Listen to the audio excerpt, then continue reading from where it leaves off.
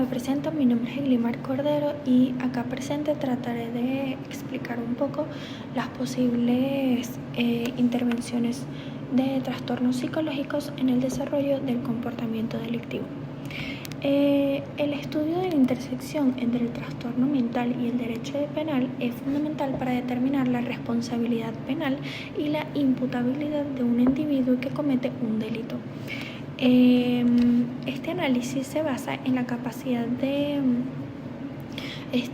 la persona para comprender la ilicitud del hecho y actuar conforme a esa comprensión.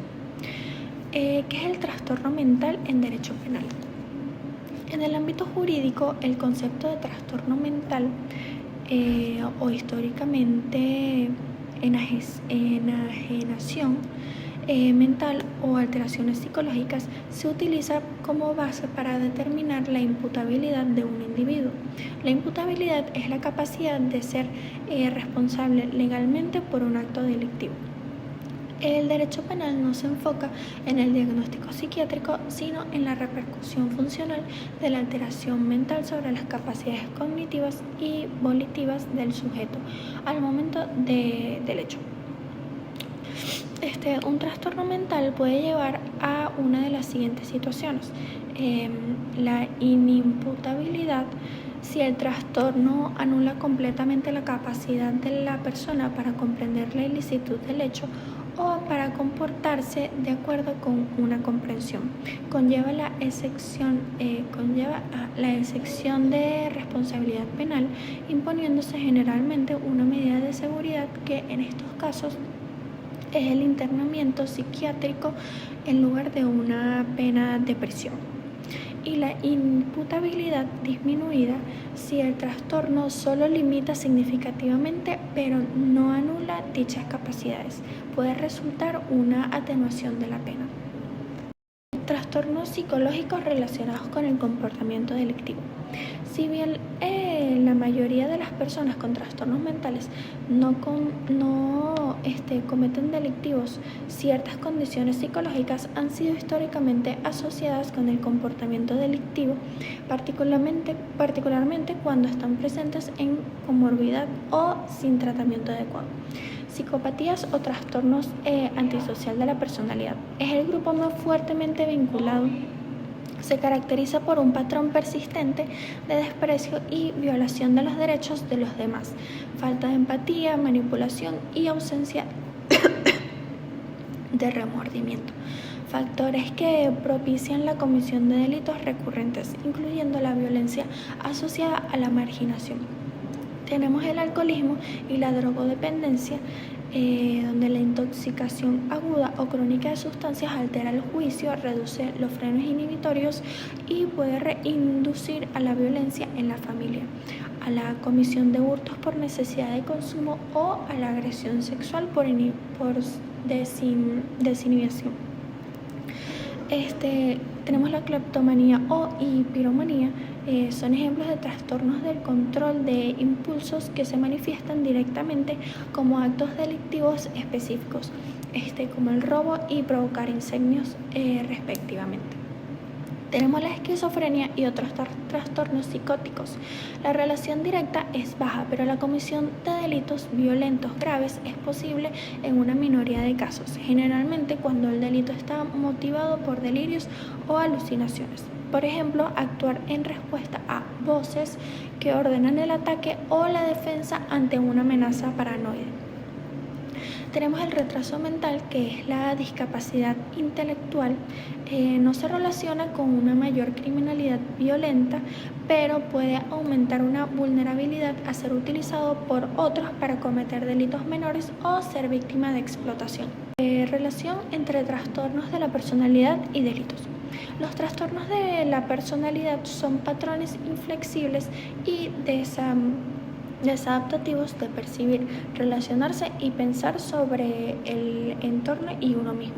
Estos trastornos están fuertemente ligados a la criminalidad, ya que afectan directamente la regulación emocional, el control de impulsos y la capacidad de establecer relaciones sociales normativas.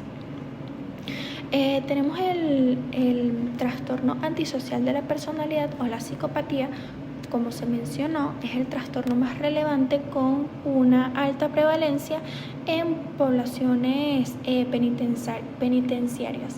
Se relaciona con delitos de violencia, estafa, abusos y reincidencia.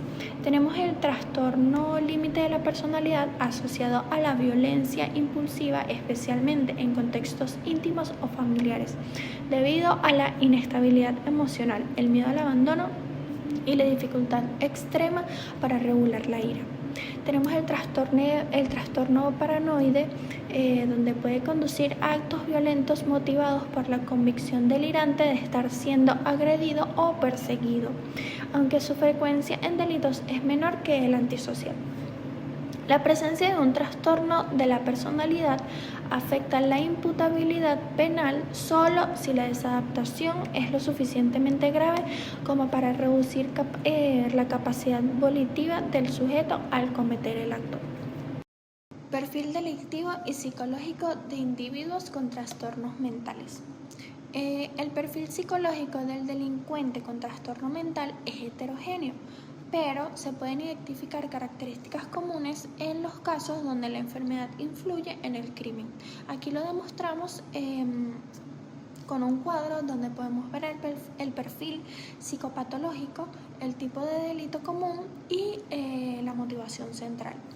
El primer trastorno que encontramos es el psicótico grave o esquizofrenia, donde el tipo de delito común son las agresiones, a veces graves, y desorganizadas. La motivación es alucinatoria, donde responde a la alteración de la realidad, por ejemplo, de defenderse ante una amenaza imaginaria.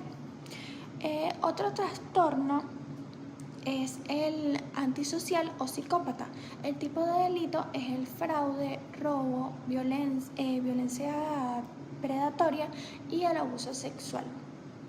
Y la motivación central es instrumental o egocéntrica, donde busca obtener beneficios, placer o ejercer poder sin culpa. Tenemos también el trastorno límite de personalidad y su delito son las autolesiones y la violencia impulsiva contra la pareja o familiar.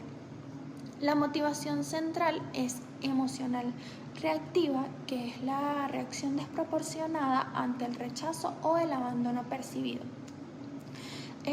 Por último, tenemos el control de impulsos como la piromanía o la cleptomanía, que es el delito específico es el incendio o el hurto. Y su motivación es buscar aliviar la tensión o sentir alivio, donde busca reducir una tensión interna a través del acto seguido de alivio. En general, la delincuencia asociada a un trastorno mental severo tiende a ser más imprevisible, menos organizada y menos instrumental que la delincuencia común o la asociada a la psicopatía. Procedimiento cuando el delito tiene padecimiento mental. Cuando un individuo acusado de un delito presenta un padecimiento mental o psiquiátrico, el procedimiento penal incorpora una fase de evaluación forense, donde está la detención y solicitud de evaluación. El juez, fiscal o defensa sospecha o alega que existe la existencia de una alteración psicológica. Tenemos también la evaluación forense o psicodiagnóstico, donde se ordena una pericia psicológica y o psicólogo forense. El perito debe determinar la naturaleza del trastorno mental y su impacto en la capacidad cognitiva, donde se busca saber lo que se hace y volitiva del acusado al momento de cometer el delito. Tenemos la determinación de imputabilidad basándose en el informe pericial, donde el juez califica el grado de responsabilidad penal. La inimputable no es responsable penalmente, se dicta una sentencia absolutoria, pero se impone una medida de seguridad, por ejemplo, internamiento en un centro psiquiátrico penitenciario, si existe peligrosidad criminal. Y tenemos la imputable con atenuante, se aplica una reducción de la pena por trastorno mental transitorio o alteraciones psicológicas que disminuyeron levemente su capacidad de control. La imputable, la pena se aplica de forma ordinaria si el trastorno no afectó las capacidades esenciales. La ejecución de medidas o penas. Se impone una medida de seguridad. El objetivo principal es el tratamiento psiquiátrico hasta que cese la peligrosidad. Si es condenado con una pena de prisión, el tratamiento psiquiátrico debe brindarse dentro del sistema penitenciario. Gracias.